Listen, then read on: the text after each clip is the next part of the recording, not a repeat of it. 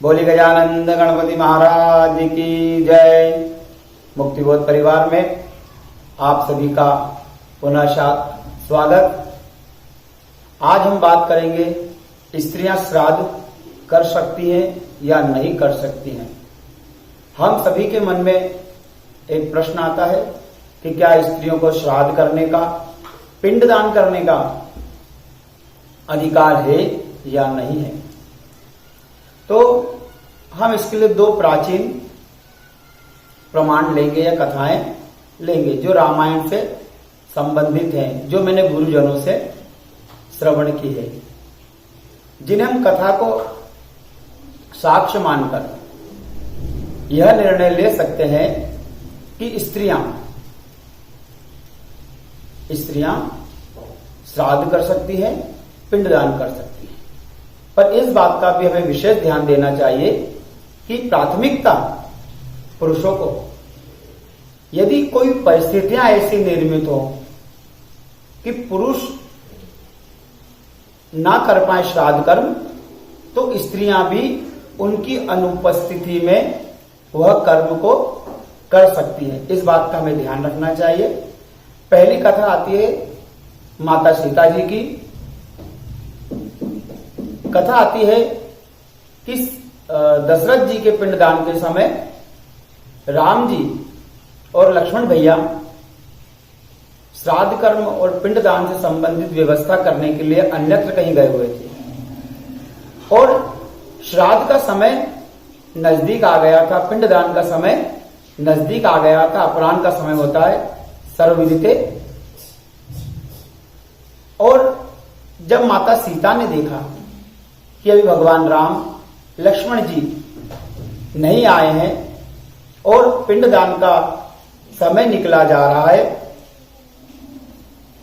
और समय निकलने के कारण माता सीता ने ही पिंडदान कर दिया। कथा में सुना है कि वो बालू का पिंड बना करके या पिंडदान कर दिया। हम केवल भाव को ध्यान में दें, पिंडदान कर दिया। और दशरथ जी प्रसन्न होकर शुभ आशीर्वाद प्रदान करके गए।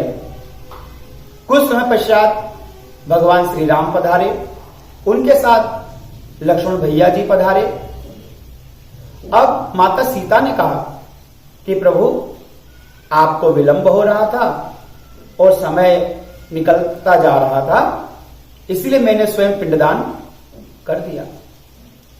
भगवान राम को बड़ा आश्चर्य हुआ, राम जी को आश्चर्य हुआ कि बिना पुत्र के, बिना पिंड के, बिना सामग्री के पिंडदान कैसे हो सकता है। राम जी को थोड़ा सा क्रोध भाव मन में आया।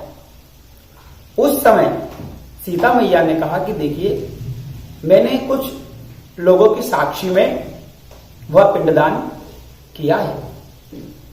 तब माता सीता ने कहा कि जिस समय मैंने पिंडदान किया उस समय फाल्गु नदी, तुलसी का पौधा, कौवा, ब्राह्मण, गाय, वृटवृक्ष उपस्थित, आप इनसे पूछ सकते हैं।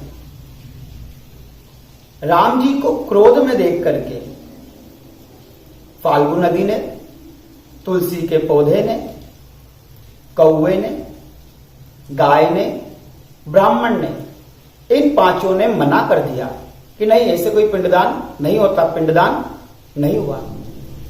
पर वट वृक्ष ने कहा नहीं प्रभु, माता सीता ने पिंडदान किया, दशरथ जी प्रसन्न होकर आशीर्वाद देकर गए हैं। तब राम जी को विश्वास आया। पर माता जानकी को बड़ा क्रोध आया कि इन पांचों ने झूठ कहा, असत्य वचन कहा। तो फाल्गु नदी को श्राप दिया कि तुम केवल नाम की नदी रहोगी। तो नदी आज भी सूखी है, फाल्गु नदी, खोदते हैं तो पानी निकलता है। दूसरा, तुलसी का पौधा था, तुलसी माता जी को श्राप दिया कि आप गया जी की भूमि में उत्पन्न नहीं होगी। कौओं को श्राप दिया कि आप बिना विवाद के, बिना झगड़े के, बिना कांव कांव करे भोजन नहीं करेंगे। देखिए कौवा भोजन करता तो कांव कांव करता है। और उसके बाद गाय माता को कहा कि गाय माता आप भले ही पूजनीय होंगी, पर आप कलयुग में मांग मांग कर भोजन करेंगी, झूठन खाएंगी और आपका पिछला हिस्सा ही पूजनीय होगा। गाय की पूंछ बड़ी पूजनीय होती है, लोग गाय की पूंछ पकड़ते हैं।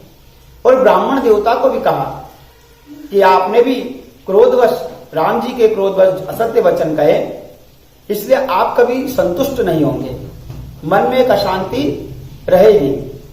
तो ब्राह्मण दक्षिणा से भी संतुष्ट नहीं होते, या ब्राह्मण को संतुष्ट कर पाना किसी के बस की बात नहीं होती।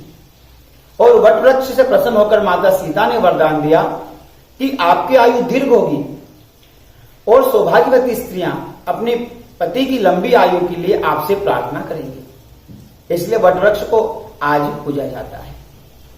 ये तो हुआ पहला उदाहरण। दूसरा उदाहरण रामचरितमानस का ही आता है, लंका कांड, दोहा नंबर 105, पेज नंबर 867, जिसमें माता मंदोदरी तिलांजलि देती हैं।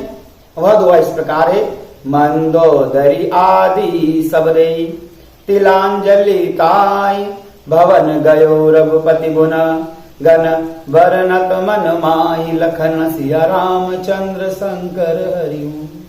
जय जय सिया राम, जय जय हनुमान। तो लंका कांड में 105 नंबर दोहे में आता है कि माता मंदोदरी ने भी तिलांजलि दी। तो इससे हम यह निर्णय कर सकते हैं कि स्त्रियों को भी अधिकार है, स्त्रियां भी पिंडदान कर सकती हैं, तिलांजलि दे सकती हैं। पर प्राथमिकता हमें किसको देना चाहिए? पुरुष को देना चाहिए।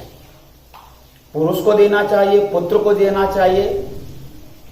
और कभी कोई परिस्थिति ऐसी आ जाए कि हम पिंडदान तिलांजलि ना दे सके, तो स्त्रियां भी उन विषम परिस्थितियों में कर सकती हैं, कर सकती हैं, कर सकती हैं। उम्मीद करता हूं आपको यह वीडियो पसंद आया होगा। आप सभी चैनल को अच्छा सहयोग कर रहे हैं, सपोर्ट कर रहे हैं, सब्सक्राइबर वॉचिंग टाइम बढ़ रहा है, इसलिए मैं अपने सभी दर्शकों का आभार मानता हूं। भगवान सबकी मनोकामनाएं पूर्ण करें। गोपाल कृष्ण भगवान की जय।